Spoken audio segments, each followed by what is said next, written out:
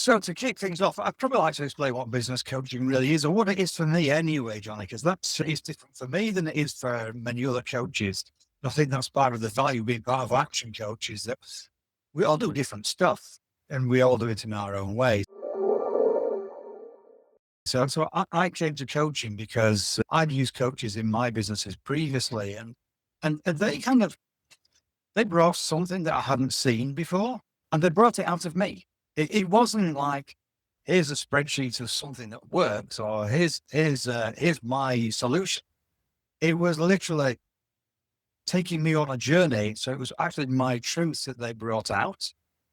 And because of that, we naturally buy into it with a lot more conviction, and we deliver what we then believe to be our solutions. So business coaching is very much about drawing out from us.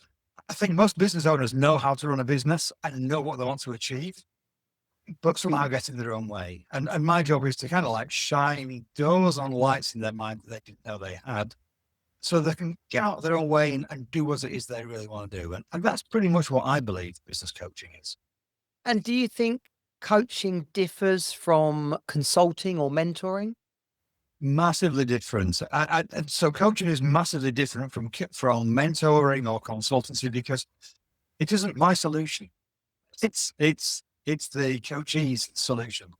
So it comes from within them. I'm drawing out from them what they know about the business and where they want to go and delivering it in their way. I have a particular communication style and a particular style of delivering business and a particular style of making decisions and a particular risk profile. And there's no way that the person I'm working with has that same profile. So my answer doesn't work for them. They have to work out their own answer. And that's why coaching works, because it allows people to build their own answers. Yeah, there's a framework around where we want to go and what really works well in business. But the actual delivery of it needs to be their answer. It needs to be the coaching. It needs to be the business owner's answers. Not mine. Definitely needs to be theirs. So mentoring tends to show somebody else's solution. Consultancy tends to be a prescribed solution. I don't want to go down that route. I want to take people to the place they want to be going. And who typically benefits from business coaching? Who benefits from business coaching? I'd like to say mostly business owners, but do you know what? Part of the reason I came to coaching is because everybody in the business benefits from business coaching. It really is as simple as that. The way that I deliver business coaching, it massively improves the entire working environment. So it's very much for business owners to improve what they do, but then it's also for business managers, for the next tier of managers within that business. And then for everybody else in that business, they will all benefit from the coaching that takes place in that business, because the business owner will then grow as their own person, as their own professional business owner. So, do you find that business owners become better at leading their business as a result of having business coaching? It's a whole subject, is leadership and management. That's a massive subject to itself. It depends on your definition of leadership. The answer is definitely yes, but I tend to work on management before I head into leadership for a business owner. So the business owner, yes, their leadership will improve as they go through coaching. But first of all, we might work on their management skills before we get to leadership, because you can't really enroll and inspire until you've actually developed competency and productivity in the team first. The whole analogy of if you're a motivated idiot, all you get is an idiot doing things faster. So we do need to, make sure that we've got people doing the right stuff in the first place before. And what kind of business owners do you usually work with? I usually work with motivated and ambitious business owners. I want to work with people who want to drive their business forward and can't work out how to do it fast enough.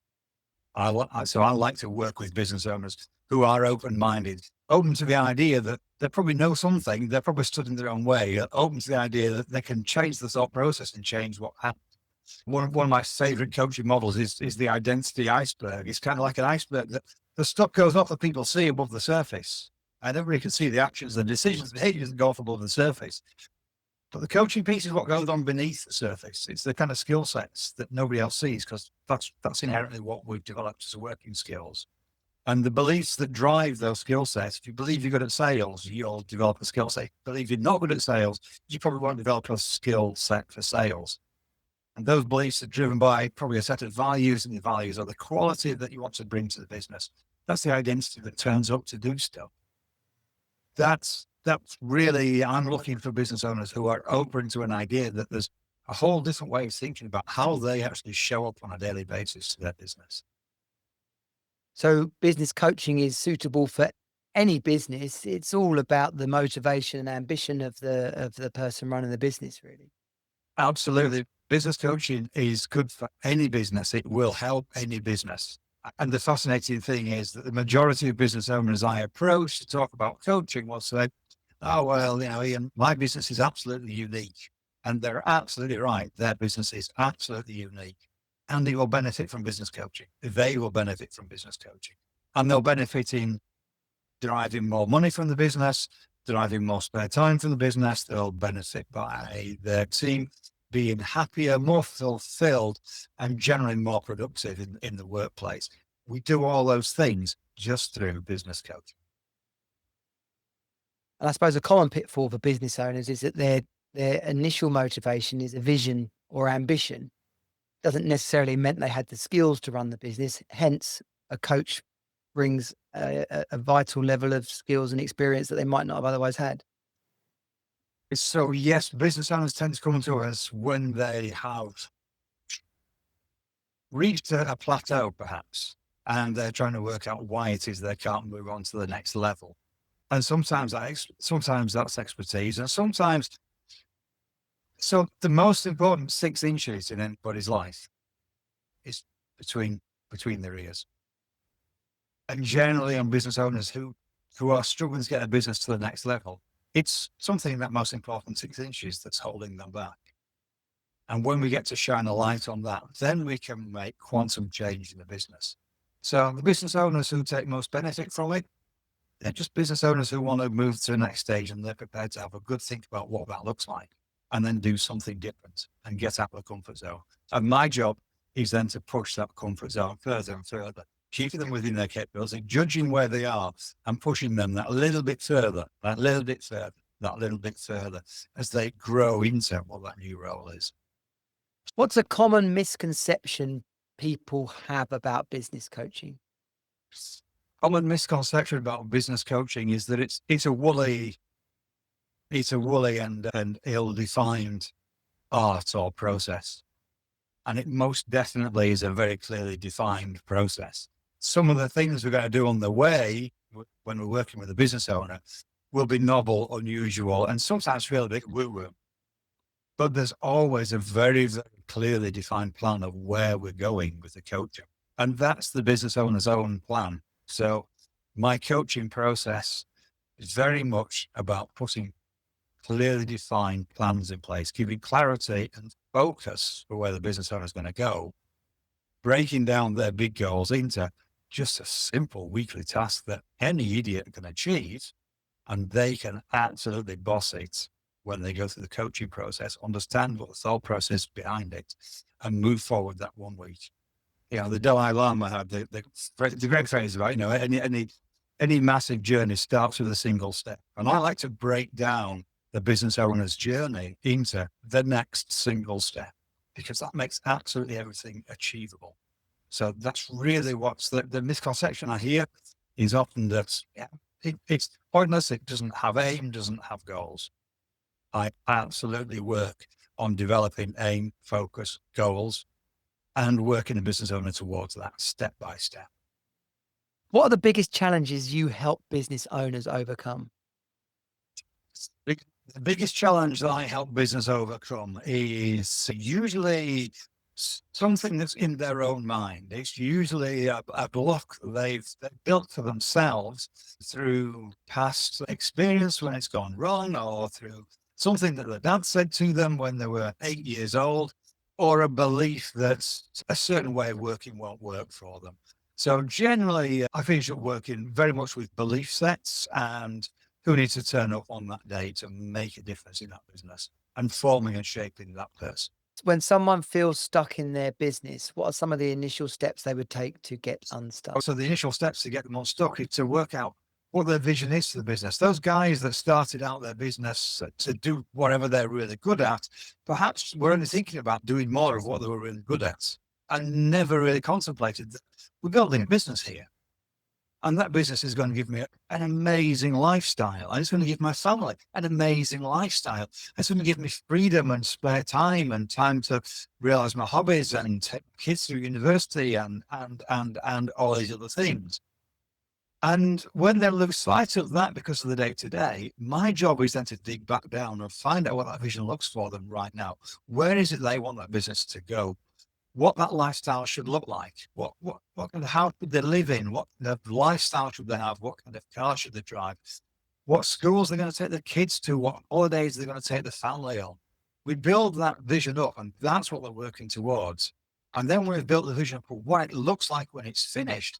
Then we can build it all the way back down to, in order to achieve that, next week, I need to work out a sales script that I can use on the telephone, or I can pass to my telesales operator to use on a telephone, because that sales script will completely change the conversations that take place with my prospects and will make that first 1% change to get the business to where it wants to be. Because business coaching at the end of the day is about making small improvements consistently in the business until they all compound up and deliver that lifestyle that the business owner really wants. Do you have a favorite coaching tool or technique, and why does it work? Do I have a favorite coaching tool or technique? Yeah, I've got loads and loads of favorite tools and techniques. That's part of the reason that I came to work with ActionCOACH, is because they're giving me the biggest toolbox in the world to work with.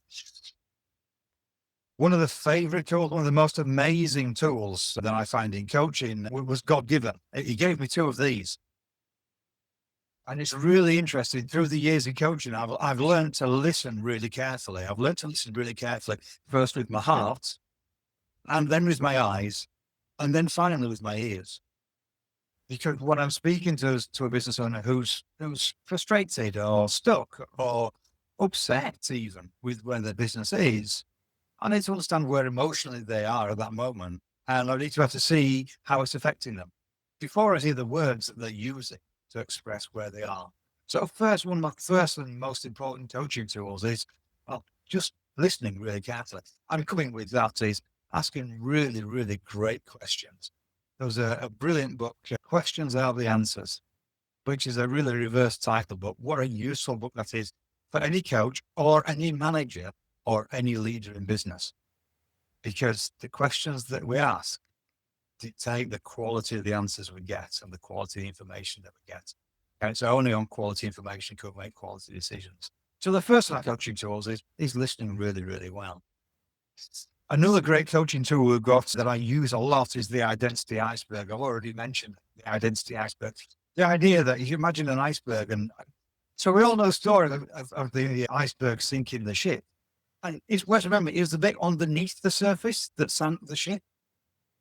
So we use the identity iceberg because we tend to find it's the stuff beneath the surface that sinks business owners and people in business. And above the surface, we can see all the actions, the behaviors, and the decisions they're making, and see all the stuff they're doing. But what lurks beneath the surface is the skill sets that they developed through the years and the beliefs that they're holding, that's maybe holding them back, maybe they're limiting beliefs that they're holding. And those beliefs are usually based on some values they got that were probably given to them when they were 8 years old.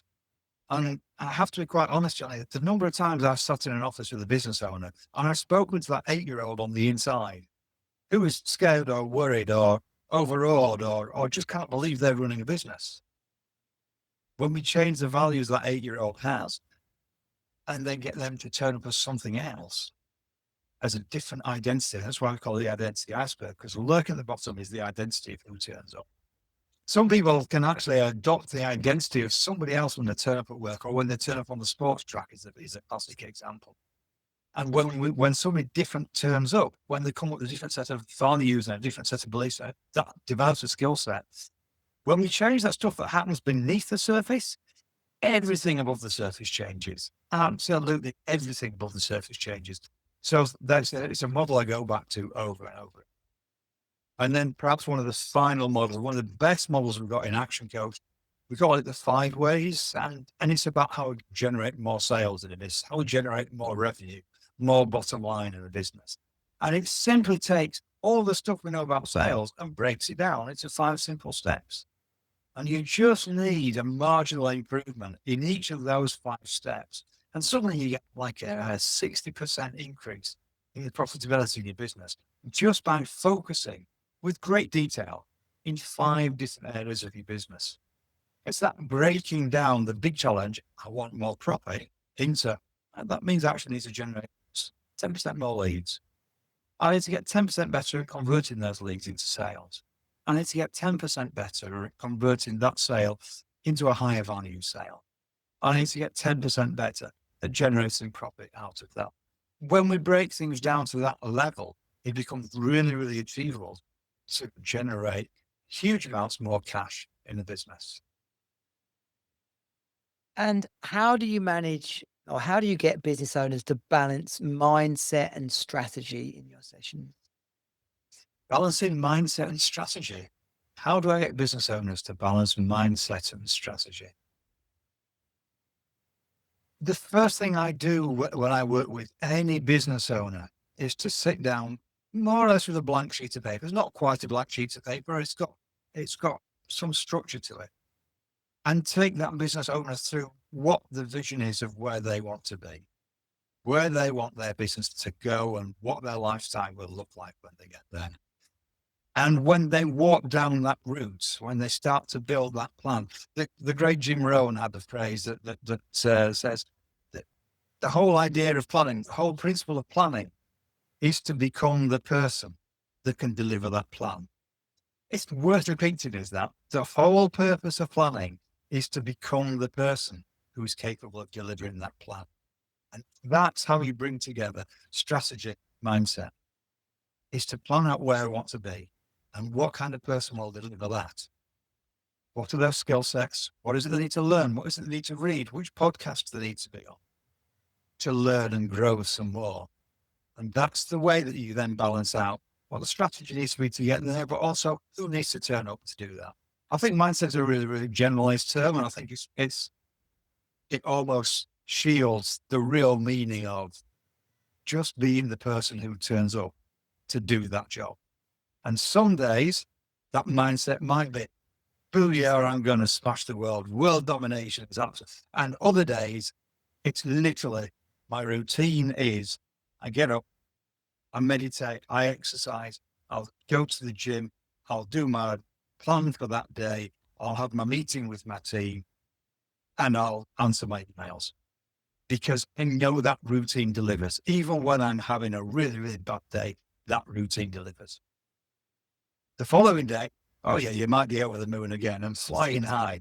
But on the days when you're down, we fall to the level of the systems and routines that we put in place. Really, really important. That mindset thing, not sure about that. But actually having strategy, having a routine, that's really, really powerful. Okay, next up, let's talk about growth, sales, and scaling. Ian, how do you help businesses find more sales?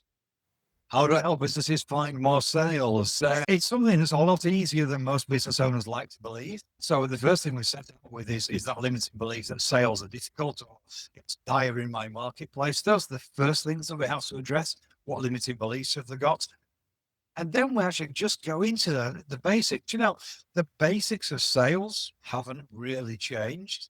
And just going through step by step, getting absolute clarity on every step of a sales process. And that's a fascinating subject also itself of what a sales process is. Once it's systemized and consistently delivered, then sales come by themselves.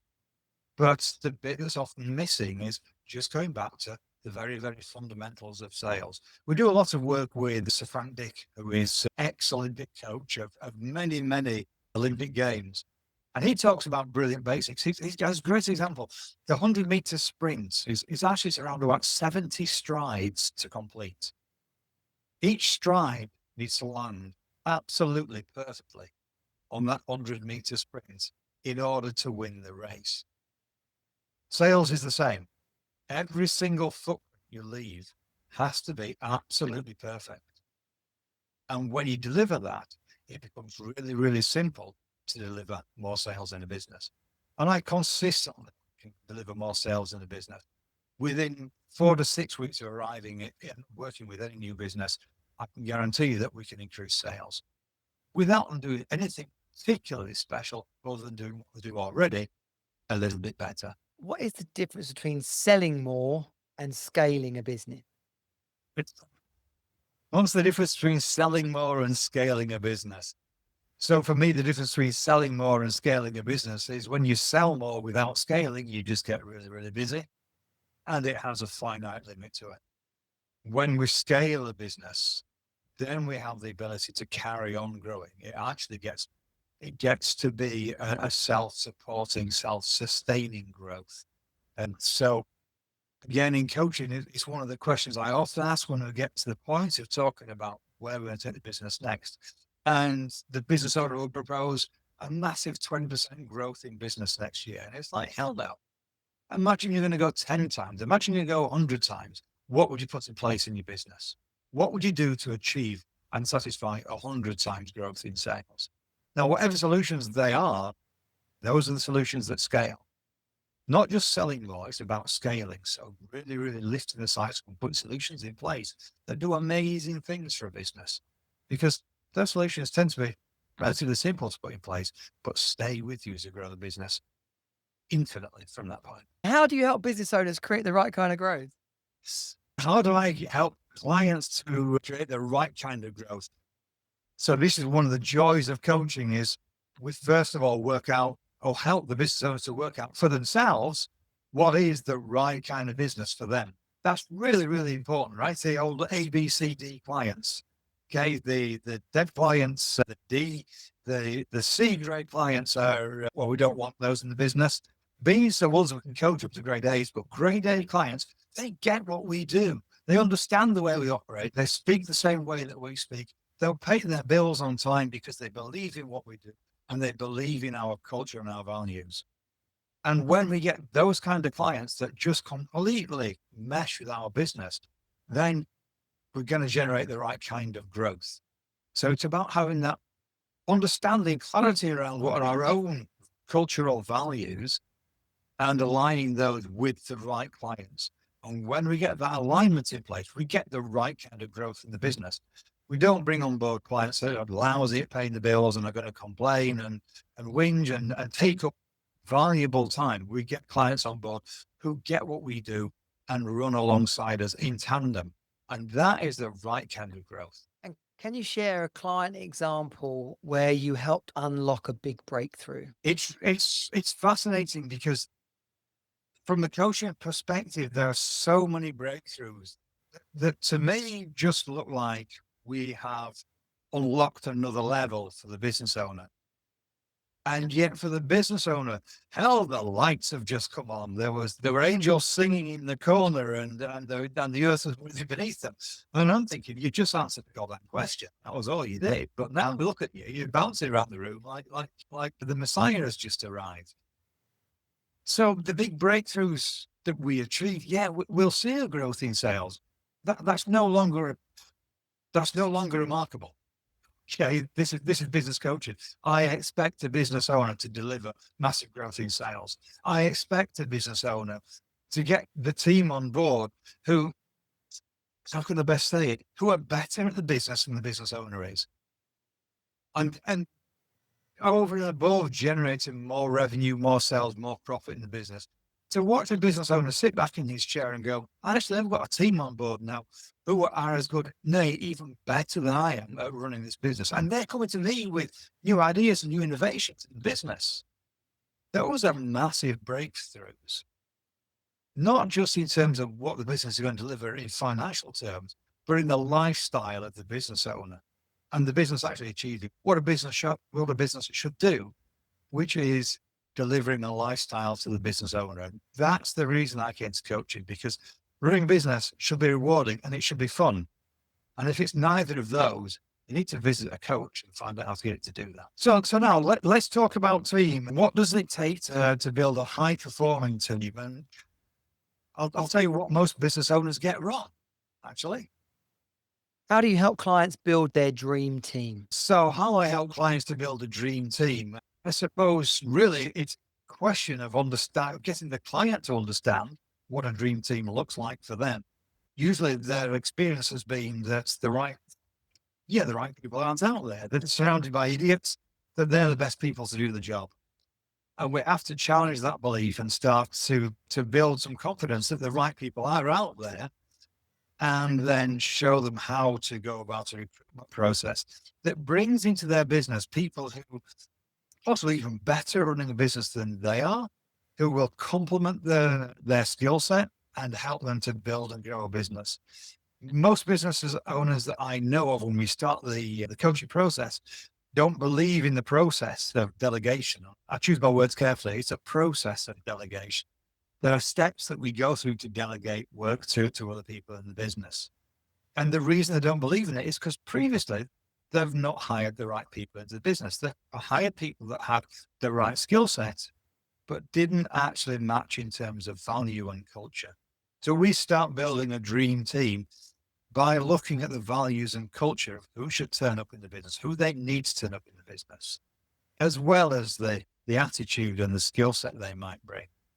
And when we start building from that level, we start bringing people into the business who assist and support the business owner, and don't necessarily need the kind of sea change in attitude, because the right person turns up and suddenly we've got somebody sat alongside us who's an extension of ourselves, as opposed to somebody to whom we pass the tasks to do. And what are some of or indeed, what are the most common team problems that small business owners face? The most common problems the most common team problems that small business owners face is, well, they've got the wrong team. They've got the wrong people on the team. They've recruited people who were previously good at whatever role they were in, and they've been promoted to the limit of their incompetence, or they just have the wrong people in the business in the first place. But a lack of understanding of, we've got to have the right people. It's not having a role filled with a body. It's not about the role. It's about the person that shows up. And so the most common problem is then that these guys are doing the wrong stuff at the wrong time and doing it the wrong way, trying to find alternative ways of making the business run. And that's one of the fundamental problems, is that they're trying to get people to run the business. And actually, systems run a business. We need to be building systems to run a business, and then training people and getting people on board to run those systems. And really, really great people will help us develop those systems as well. But fundamentally, we want to build systems and get the right people to run the systems for us. And what's your view on company culture, and how do you create a strong one? So in terms of creating a strong culture in the business, well, it starts out with good leadership. It comes with the business owners understanding where the business is going, what the future looks like, what the opportunities and challenges are in front. So the leadership bit is the enrolling and inspiring. And when we know the business owners then got this grand vision in place, it's actually then the team being bought into that grand vision. So what's the common goal? What is it going to achieve? I love the analogy of a game of football, all right? I love a game of football because everybody knows the goal, the aim of the game is to get that ball between those white sticks. And everybody that comes on the pitch knows that that's what the aim of the game is. How clearly in the business is the goal stated and understood so clearly that everybody points in the same direction and is trying to achieve the same thing? Because when we get that level of buy-in, we can then start talking about, well, if that's what we want to achieve, so what's the rules of the game? How are we going to play it? So we've got strong leadership, and then we've got this is what we want to achieve, and then this is how we're going to go about doing it. Go back to the analogy of a game of football. Some teams turn up and, well, they might want to play a dirty game. You know, they're going to fall over in the penalty area. They're going to rag the studs down somebody's shins. Or there might be the team wants to turn up and they want to play with absolute speed and precision, pass to each other's toes, get the ball passed neatly through the goal with absolute precision. So the rules of the game are standing. When every player understands what their rules are, they will hold each other to account. And which suddenly frees off a business owner because he's not looking after the minutiae, they look after themselves. Then when we've got the rules of the game established, just then understanding what the actions are, what people need to be doing, and then communicating and over-communicating that. But then what we find on top of that, to actually keep people on board in the business, we're often trying to offer more money or incentives or whatever to keep, and that isn't, it's about people growing. So people want Maslow's fundamental human needs. We actually fundamentally want to keep on growing, keep on developing.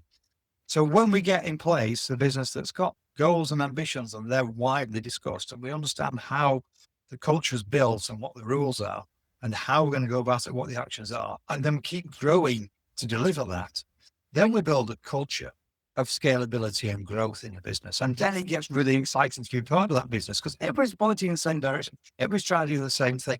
And somebody's keeping score as well. Then we've got a bit of fun going on. And to become a better leader, what should a business owner stop doing? Three things a business leader should stop doing in order to be a better leader. Micromanaging, obviously. So good leadership is about knowing that we've enrolled and inspired the team in order to do the right things. We don't need to be micromanaging. We need to allow some latitude to do their own thing. What else they need to stop doing? Business owners probably need to stop talking and do more listening, whether it's within the business or without the business. But definitely stop talking so much. And what else do they need to stop doing? Stop jumping to conclusions. Stop following common beliefs. Stop following the crowd. The best business leaders that I know, they've learned to zag when the rest of the world is zigging. You know, go against the flow occasionally. Do something different. Show that you're different. And enjoy the journey a little bit more on the way, because following the crowd is probably not the way to go. So right to zig when the rest of the world is zagging. What has surprised you most in your coaching journey? So what surprised me most in my coaching journey is how much people actually know and don't realize. When we start with a business owner trying to get through a challenge or a problem, and you know, it's really easy sometimes for the advice monster to come out of that. You want to do this. I actually ask a few questions, and the guy on the other end, or the girl on the other end of the call, comes up with this amazing solution, which is based on so much good thought process and so much good practice, and swings them down to the ground. And it's like, I would never in a million years have thought of that. What a great solution. What's your first step on the way to doing that? And the number of times that comes up in a conversation, the depths and the knowledge that people have that they choose not to show to themselves is probably the thing that recurringly surprises me. It's like, yeah, it's a great answer. Why did you not do that 5 years ago? It's often the question that springs to my mind. And are there any books that you regularly recommend to clients? So books I recommend to clients over and over again. So there's a number of really, really great books out there. For anybody that's never read it, Richard E. Gerber, The E-Myth, is an absolutely essential read. I've seen it reduce business owners to tears when they read that book. It's a brilliant storybook, but it also has so many strong messages and lessons in there. And it's a book you can go back to and read over and over again. So the E-Myth is absolutely top of the tree. If you've read the E-Myth and you feel that you've implemented what's in there, then Jim Collins' Good to Great is just an amazing, amazing book with so much value in it that gives and gives again. So Jim Collins is absolutely great. And every year you've got to read Jim Rohn. Got to read Jim Rohn and the 7 strategies for health and happiness. It's just such an amazing book with so much content in it. Or jump on Audible and download the lessons of Jim Rohn. There's just so much value for life in general in there. But let's not forget some other things like the chimp paradox, which will change anybody's life. You know, there's books out there which are absolutely life-changing and one would never anticipate it. Certainly not from the title. So yeah, those are great books that I always recommend to clients, and they make massive change in not just in the business, but in their entire lives. And what have been your biggest personal learnings as a coach?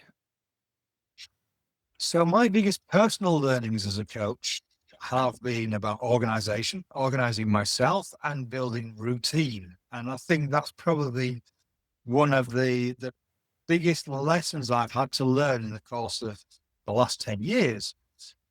That terrible saying that we all fall to the level of our systems, and building routine into my life has been probably the biggest success factor in my life, over and above developing mindset or developing skills or reading a book a week or whatever it might be, just building routine into a week has been by far and away one of the most powerful things that I've implemented. And it's been a massive learning because it's, well, frankly, sounds so mundane, but it adds so much that I can achieve in the course of a day, a week, a month, a quarter, a year, 5 years and 10 years. Absolutely massive. And finally, if you could give every business owner one piece of advice, what would it be?